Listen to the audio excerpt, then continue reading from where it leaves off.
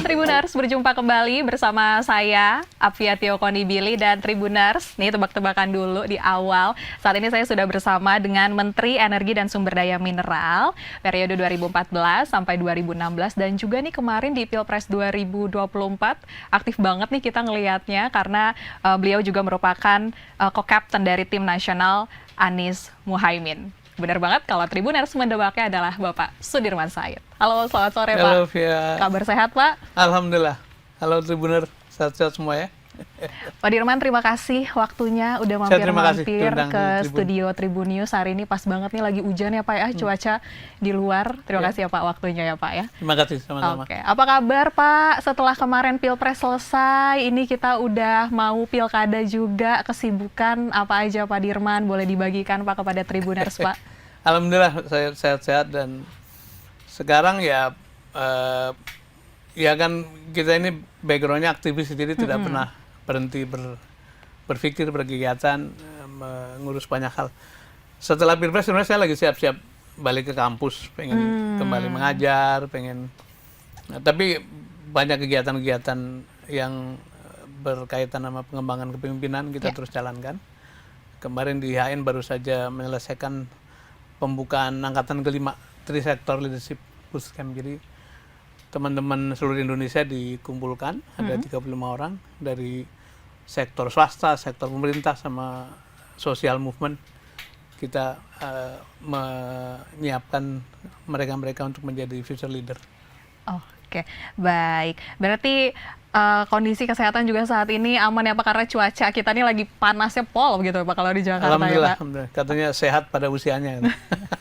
Oke, nah Pak, sebelum kita lebih jauh berbicara tentang program-program Bapak ke depan dan apa aja yang bakal Pak Dirman lakukan ke depannya setelah Pilpres berakhir, Pak, nih saya mau tanya Bapak jawab cepet dulu nih ya Pak ya. Saya kasih dua pilihan, nanti Pak Dirman pilih. Alasannya nggak usah pilih satu Pak. Alasannya nggak usah disebutin sekarang karena nanti kita jelasin di belakangnya Pak Dirman ya. Oke. Yang pertama, ada 5 Pak, di-spill dulu 5 ya Pak ya. Jadi Menteri ESDM atau Menteri Keuangan? Menteri Keuangan. Yang kedua, Gubernur Jawa Tengah atau Gubernur DKI Jakarta? Gubernur DKI. Makan siang gratis atau pendidikan gratis, Pak Dirman? Pendidikan gratis. Oke, Jokowi atau Prabowo, Pak? Prabowo. Jokowi atau JK, Pak? JK.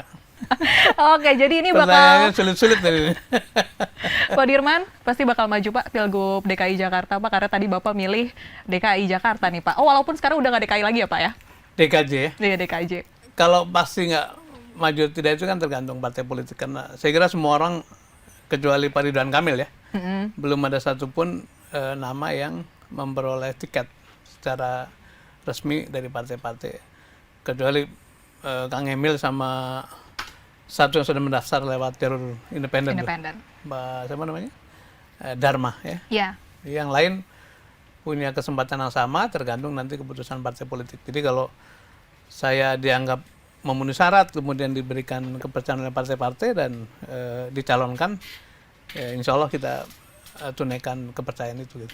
Oke, baik Pak Dirman. Kalau soal ngomongin Bapak akan maju di Pilgub DKI, ini kita juga mendengar kabar ya Pak. Kalau misalnya Pak Anies kan juga kayaknya akan maju juga di Pilgub DKI ini.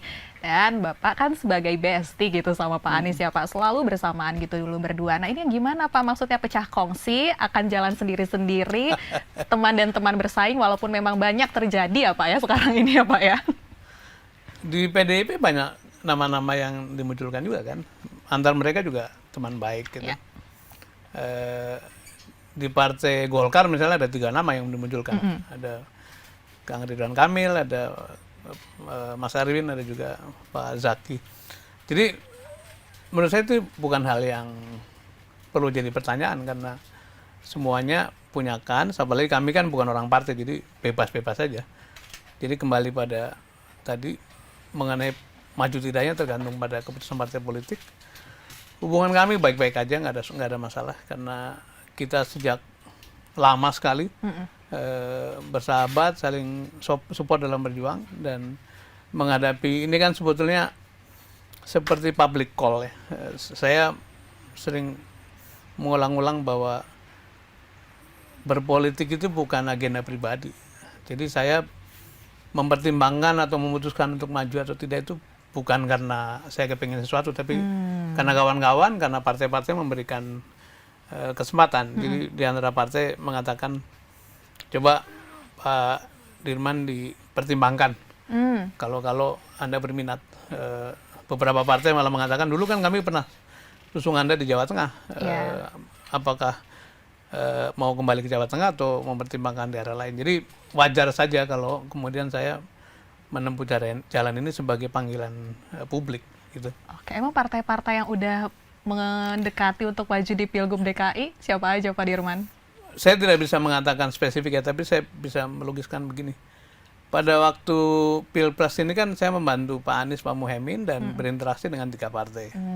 Ada partai Nasdem, partai PKB dan PKS. Tapi sebelumnya juga kita kan berproses dengan Partai Demokrat. Keempat-empatnya punya hubungan yang baik lah. Apakah hubungan baik itu akan membuahkan dukungan, itu sesuatu yang harus kita kelola sama-sama gitu. Terus pada waktu Pilpres 2019 saya membantu Pak Prabowo. Kemudian saya juga dicalonkan oleh Gerindra sebagai calon anggota DPR. Kemudian juga oleh Gerindra dan PKS dan PKB dan PAN sebagai calon gubernur 2018. Itu juga hubungan dengan mereka baik-baik saja gitu. Atau kalau kita balik agak mundur, 2017 kita membantu Pak Anies untuk Pilgub di 2017 kan. Itu juga partainya juga partai yang kita juga punya hubungan yang baik. Jadi semua perjalanan itu insya Allah menghasilkan persahabatan, pertemanan yang ketika ada kebutuhan seperti ini tentu kita jajaki semuanya. Nah, sekarang di antara seluruh partai apa yang sudah memberikan signal, ada beberapa, tapi saya kira kita harus hormati, saya harus hormati warna proses juga nggak bisa mereka. disebut ya Pak ya. Jadi kalau persahabatan atau hubungan ini membuahkan dukungan atau membuahkan satu mandat, kita jalankan. Cuman kan begini, tidak mungkin saya mempertimbangkan ini semua atau melangkah sejauh ini kalau tidak ada signal-signal bahwa kemungkinan itu ada. Jadi saya melihat sebagai satu proses yang sehat saja dan waktunya masih panjang karena kan pendaftaran pada bulan Agustus. Sekarang masih awal Juni, jadi ya pendek tapi tetap masih ada waktu untuk terus saling melihat berbagai kemungkinan. Oke Pak Dirman, berarti itu kan tadi ada yang ngasih sinyal-sinyal dukungan juga buat Pak Dirman. Ini termasuk juga kah dari Pak Anies kayak wah, udah ada obrolan kah Pak mungkin baru-baru ini? Wah Pak Dirman maju juga. Obrolan spesifik belum, tapi saya kira pada tataran sesama orang dewasa kayak kita kan saling tahu aja gitu. Dan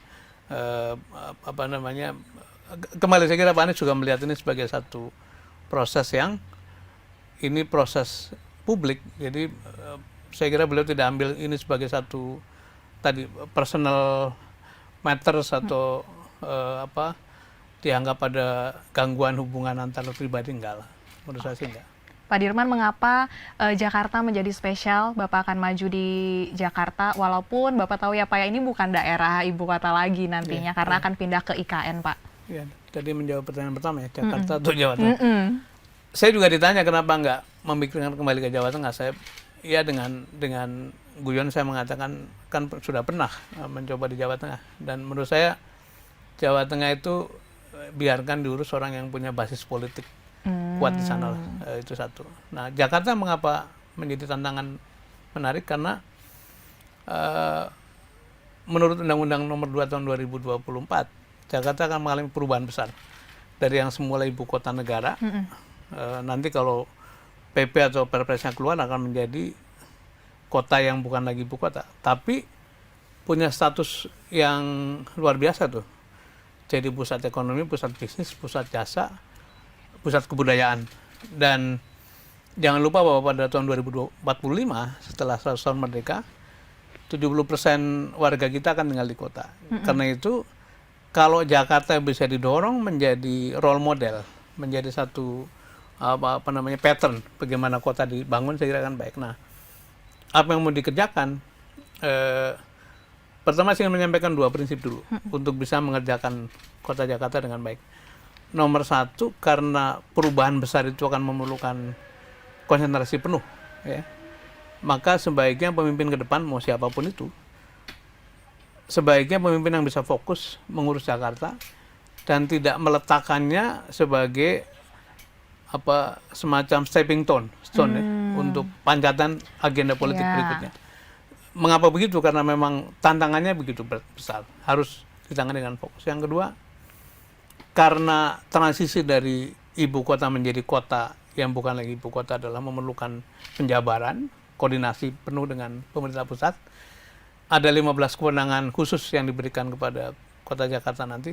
Itu kan memerlukan tiktokan dengan pemerintah pusat. Karena itu siapapun yang ke depan akan jadi gubernur, sebaiknya juga orang yang tidak punya masalah atau tidak berseberangan dengan pemerintah pusat. Jadi dua aspek itu akan menjadi modal untuk bisa mengurus kota ke depan.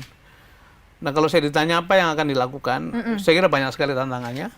Yang konvensional yang sering diucapkan tentu, kita ini barusan hujan kan, hujan sejam aja udah genangan di mana-mana. Memang itu masalah menaun yang tidak ada quick fix, tidak ada cara memperbaiki yang cepat lah. Harus ada konsistensi kebijakan gitu. Kita rangkai seluruh yang pernah dikerjakan, nanti kita tetap pelan-pelan. Kemudian yang kedua, kemacetan itu juga hal yang juga tidak bisa diselesaikan dengan cepat. Tapi harus cari jalan keluarnya.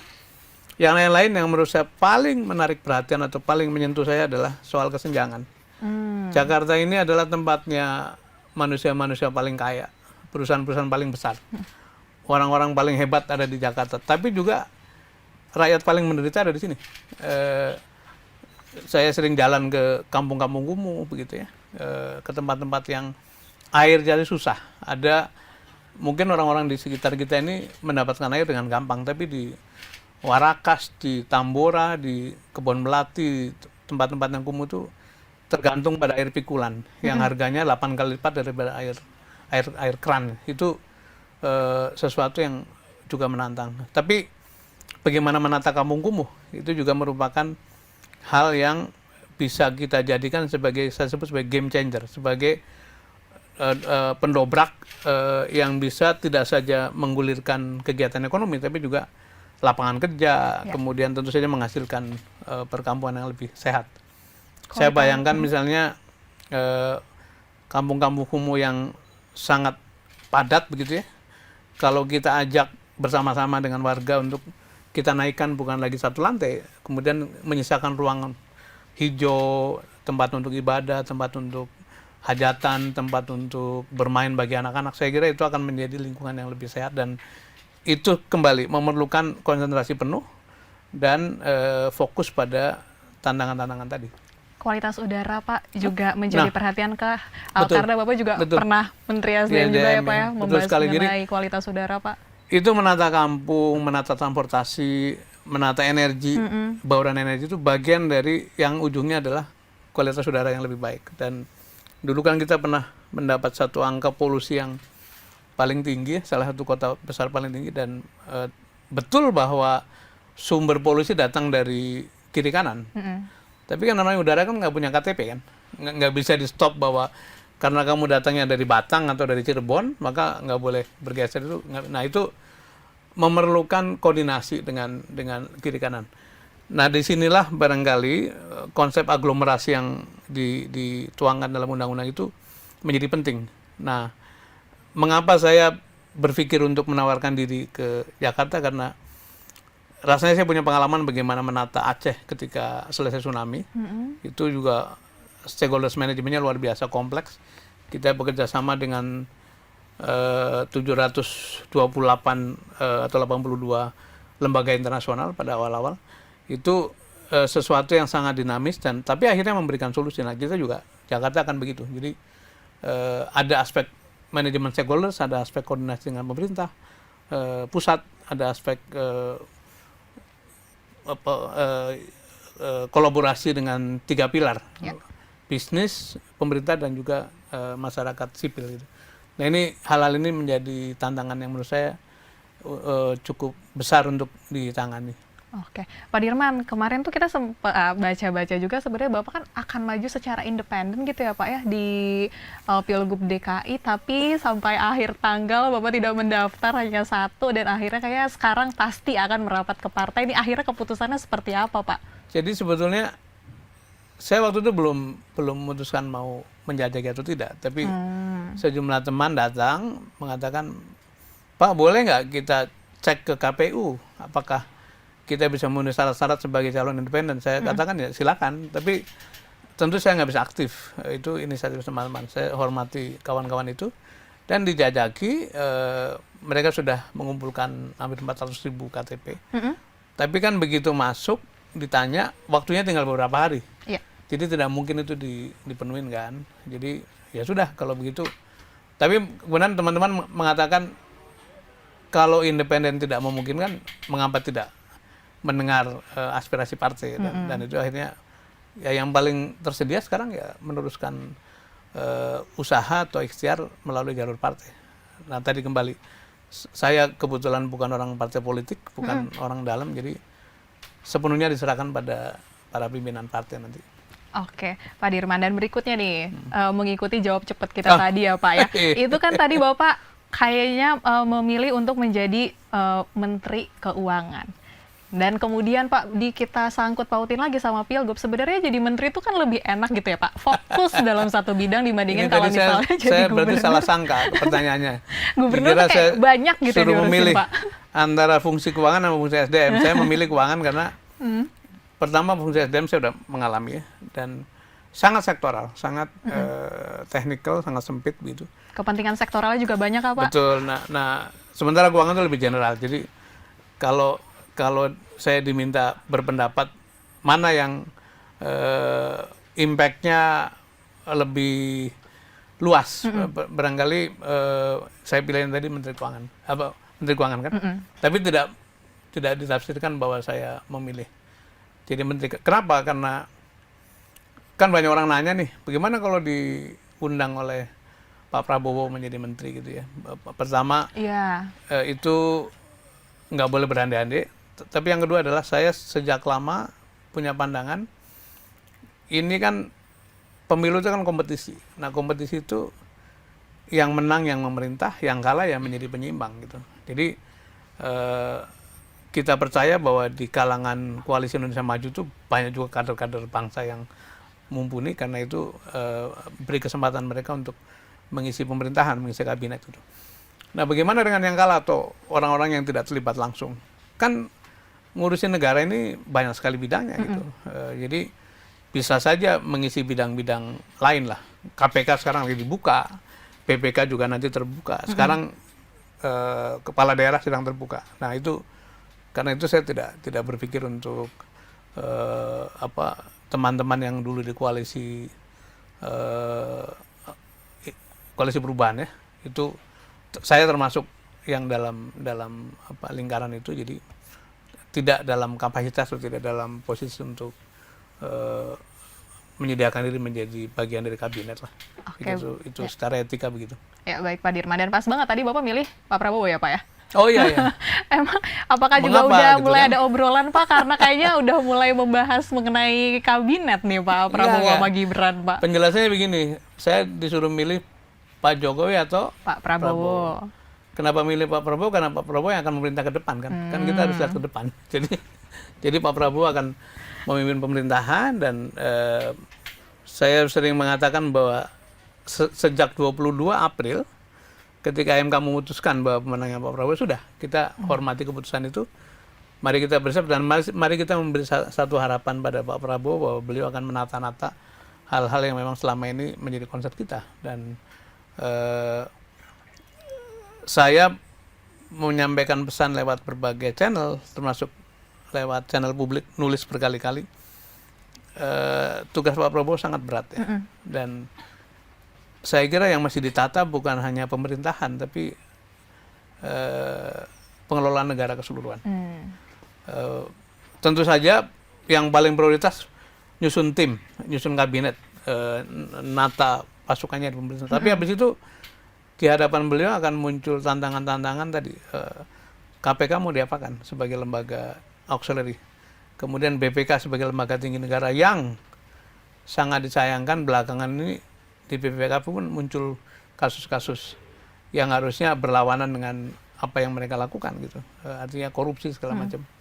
Atau lembaga peradilan, lembaga yudikatif itu bagaimana mengembalikan harga diri atau marwahnya kepada publik karena persyaratan-persyaratannya mahkamah MK adalah mahkamah bukan lagi mahkamah konstitusi kan, MA bukan lagi mahkamah agung gitu. Itu yang begitu-begitu pasti akan menjadi concern beliau dan saya pilih dengan cepat ya tugas Pak Prabowo untuk menyelesaikan. Kalau Pak Jokowi ya sudah mau selesai lah. Kita doakan mudah-mudahan selesai dengan baik dan begitu 20 Oktober Presiden baru dilantik, kita menyongsong masa depan. Oke, kayak Pak Dirman nih orangnya nggak suka mengulang masa lalu ya Pak ya. Tadi juga kalau Menteri SDM gitu, Pak mau jadi Menteri Keuangan aja. Katanya kalau jalan itu setir mobil jangan terlalu sering lihat spion, kita lihat ke depan aja. Sekali-kali boleh lihat spion. Oke. Begitu Tribuners. Oke, Pak Dirman tadi juga kan berarti ini secara personal mungkin Pak. Berarti Bapak nggak bakal ada di posisi oposisi ya Pak ya ke depannya Pak ya? Saya bukan pengurus partai, bukan bagian dari partai gitu.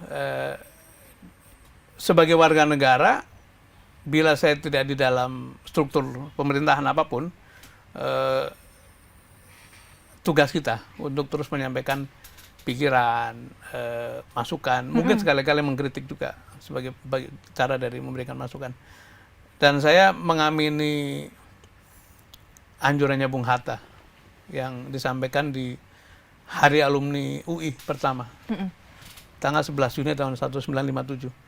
Beliau berpidato dengan, saya sering kutip itu, bahwa tugas kaum intelijensia, maksudnya kaum terpelajar lah, itu adalah terus memberikan bimbingan pada jalannya masyarakat. Apakah dia ada di pemerintahan, di luar pemerintahan, bahkan ketika tidak menjabat apapun, itu tetap punya tanggung jawab untuk mengingatkan jalannya masyarakat, jalannya negara. Jadi saya tidak bisa mengatakan saya oposisi atau tidak, tapi sebagai warga negara yang diberi kesempatan punya pendidikan baik, punya pengetahuan, diberi pengetahuan seperti kita semua nih, nggak boleh diam dan nggak boleh diamnya itu dari mulai berbuat langsung, apakah menjadi bagian dari pemerintahan atau tidak, atau tadi menyampaikan pikiran-pikiran.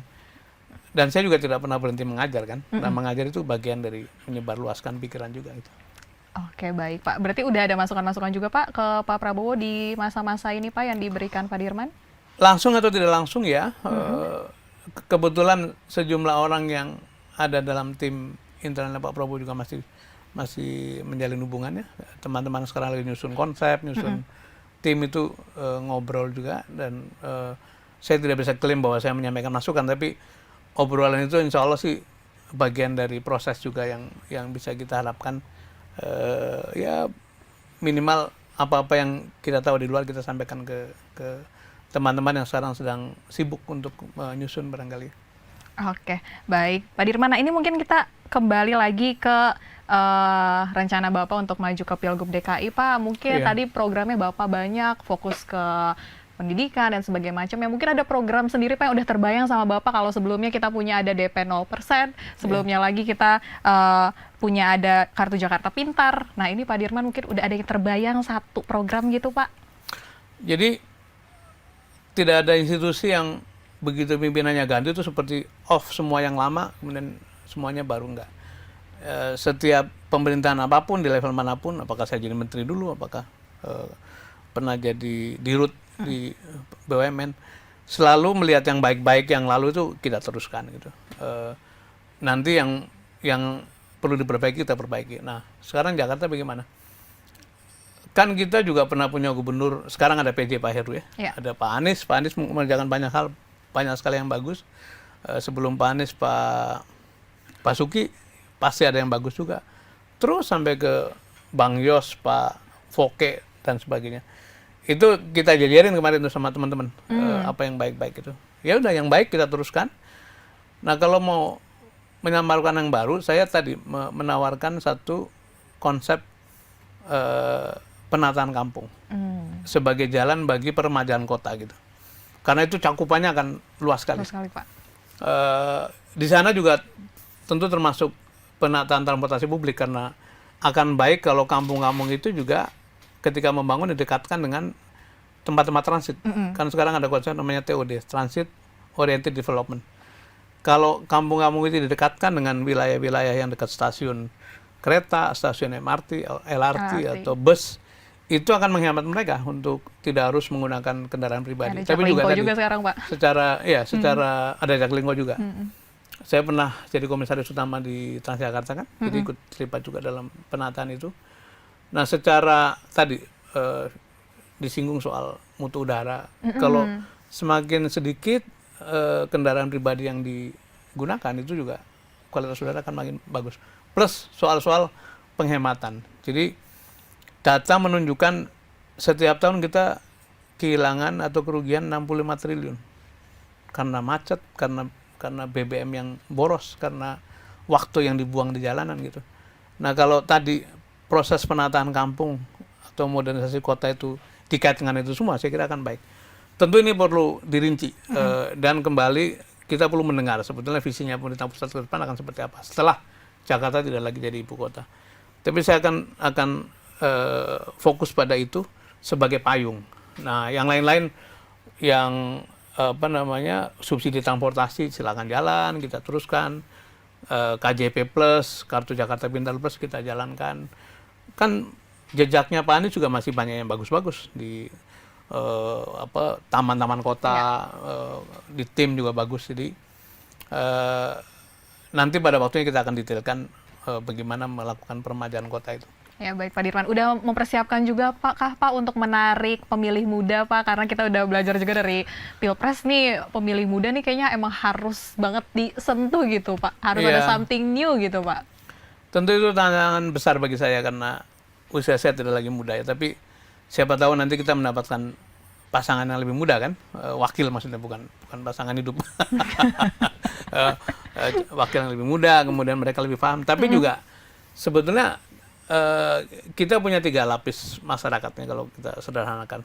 Satu lapisan paling atas, itu mungkin orang-orang yang negara nggak ngapa-ngapain juga mereka tetap hidup, tetap jalan, tetap muter gitu ya. Ini kelompok ini hanya membutuhkan kepastian policy, tidak berubah-ubah, kemudian hukumnya memberi satu keadilan. Yang di tengah barangkali menjaga kenyamanan yang diperoleh. Sekarang ini anak-anak muda sekarang ini kan mulai jadi tren. Mereka tidak lagi risau dengan nggak punya mobil, nggak punya rumah, tapi yang penting bisa nyewa, bisa pakai kendaraan umum kemana-mana. Ini kawan-kawan ini hanya perlu difasilitasi untuk memperoleh itu semua gitu. Nah, kemudian yang paling bawah tadi saya sebut 40% paling bawah, ini membutuhkan sentuhan dari negara. Nah, dalam hal ini resources terbaik, pikiran terbaik, sumber daya terbaik harus difokuskan ke 40% paling bawah. Nah, yang muda bagaimana? Yang muda tuh sebetulnya kita ini berpuluh tahun investasi pendidikan luar biasa. Misalnya sebutlah LPDP, kita semua kenal itu. Itu kan menghasilkan ribuan sarjana yang dikirim ke luar sekolah. Sekarang kita memperoleh masukan atau memperoleh resources yang luar biasa. Nah, teman-teman itu yang mungkin perlu diajak ke dalam mainstream. Saya punya pengalaman di Aceh. Kenapa Aceh bisa dibangun dengan cepat dan sumber daya terbaik bisa kumpul?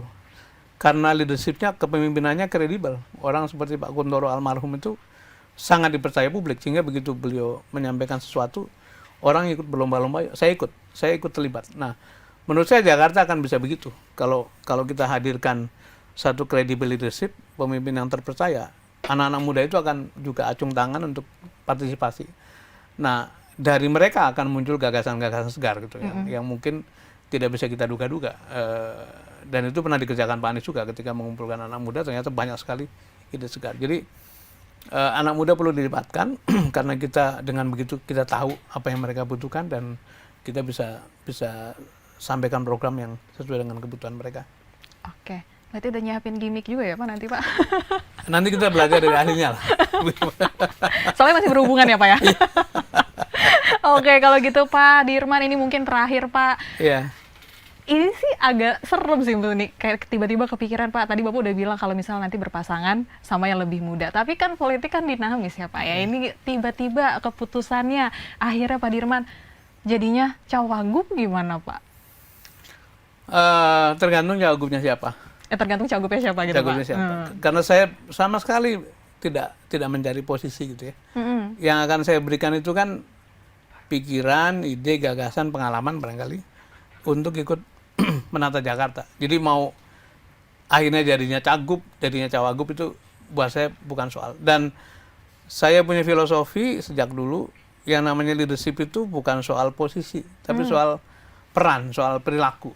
Jadi mau di posisi wagub, mau di gubernur, asal kita bisa memberikan yang terbaik itu sama saja. Tapi kan teman-teman yang mendorong itu kan mendorongnya mau kamu coba jajaki lah, Anda jajaki coba jadi cagup bagaimana. Tapi kalau misalnya partai berembuk kemudian ada satu komposisi yang menarik untuk kita kerjakan. Karena itu kan antara gubernur wagub sebaiknya chemistry-nya nyambung ya. Kalau tidak nyambung kan akhirnya jadi nggak baik lah. Jadi tergantung nanti siapa. Saya juga akan mencari, pertama partai akan memutuskan, kemudian setelah itu akan mencari pasangan terbaik. Kalau umpamanya partai memutuskan jadilah wagubnya seseorang, saya akan lihat apakah secara chemistry akan nyambung atau tidak. Oke, baik Pak Dirman. Jadi kita nih banyak yang ditunggu dari Pak Dirman. Siapa aja partai yang akan berdampingan sama Pak Dirman dan juga nunggu di bulan Agustus nanti. Ini pendaftaran Pak Dirman akhirnya Bersama sama siapa? Kalau memang nanti daftar ya. Iya, ditunggulah Pak kabar baiknya ya Pak ya. Oke, terima kasih Pak Dirman. Ya, terima udah kasih banyak berkunjung ya ke Tribun News cerita-ceritanya hari ini. Semoga ada kabar baik yang akan diterima Tribuners juga nanti Agustus ya Pak ya. Oke, Tribuners, sekian obrolan kita dengan Pak Sudirman Said sore ini. Jangan lupa untuk menyaksikan berita terupdate lainnya hanya di kanal YouTube Tribun News. Saya Fiatia Konibili, pamit undur diri. Sampai jumpa.